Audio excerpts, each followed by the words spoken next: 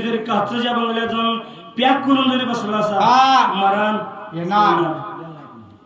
गाडीने जाऊन किती पण फास्ट म्हणा, आज काय तर धडकून आज काय होईल ते होईल, जगल नाही तर मरण. तुम्हाला काय होत नाही. ज्या दिवशी तुमचं तिकीट यायचं आहे त्या दिवशी येणारच.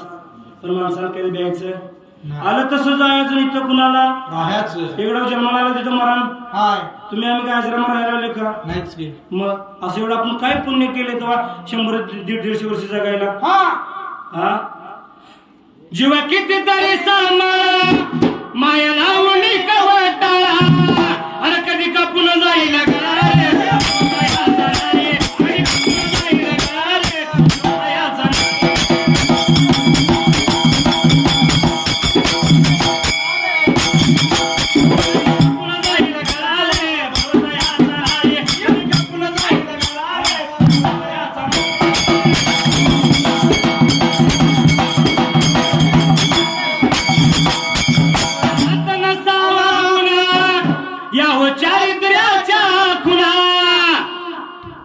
एक वेळा चूक झाली देव माफ करतोय. बरोबर आहे.